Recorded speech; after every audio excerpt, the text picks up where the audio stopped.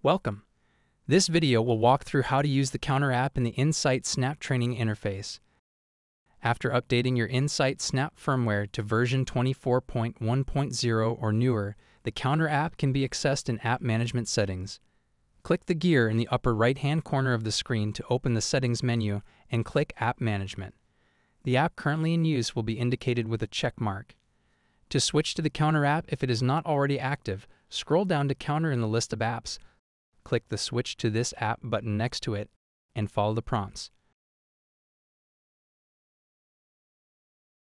When the Counter app has a checkbox displayed, click the X to close the Settings menu. Then adjust the Image and ROI settings of your In-Sight SnAPP sensor, like when using the other applications. For assistance on these steps, refer to the dedicated videos on those topics. The first step, which is specific to the Counter app, is to set the object size. Place a sample part in the region of interest, and then click and drag the object size area over the feature of the part you want the app to count. When working with asymmetric parts, it is recommended to focus the object size area over a smaller symmetrical feature on the part. In this example, we are focusing on the head of the screw instead of the whole part. Click and drag the corners of the rectangle to adjust the size of the area so that the entire feature fits inside. Once the object size is set, proceed to the next step, Step 5. Train by clicking the Proceed button or the name of the step at the top of the window. Start by placing some sample parts in the region of interest. Label all objects in frame you want to be counted by clicking on them, and then click the Train button. When an additional part is added, notice the green rectangle that appears around the screw head.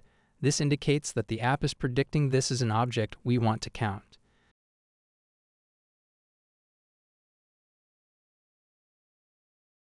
To train a new image, click the Label Image button. You can adjust the positioning of the app's predictions by clicking and dragging the existing rectangles. Identify additional objects the app initially missed by clicking on the objects.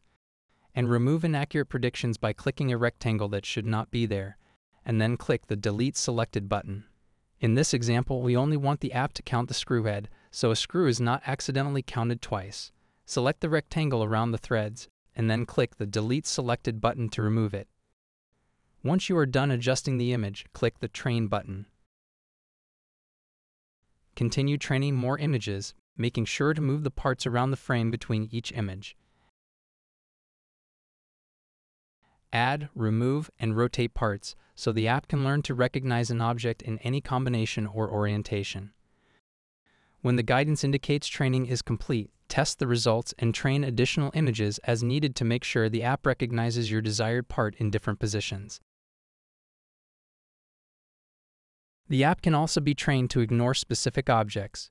If the object size is similar, the app can also count different parts with varying shapes, details, and colors. For some applications, this can be beneficial, but in this example, we will train the app to not count someone's finger or another part that might accidentally come into frame. In this image, the app is predicting that we want to count all the objects in the field of view. To fix this, click on Label Image and delete any rectangles that appear around unwanted objects in frame, like a fingernail or a nut. Then click Train. Now the app should only count the screws and ignore all other parts. Next, set the counter pass range. This dictates the pass or fail parameters. The range can be changed by moving the slider or manually typing in a minimum and a maximum between 0 to 100. In this case, a pass is 3 or fewer screws, so the minimum is set to 0 and maximum is set to 3. When the number of parts in the field of view are within the range set, the frame will be green, indicating the inspection passes. When the quantity falls outside the range set, the frame will be red, indicating the inspection fails. In the monitoring view, we can see the results. The center column displays the count, and the right column displays whether the image passed or failed based on the range set. This concludes the In-Sight SnAPP Counter app video. For more information, check out the other videos in the In-Sight SnAPP Setup and Troubleshooting series.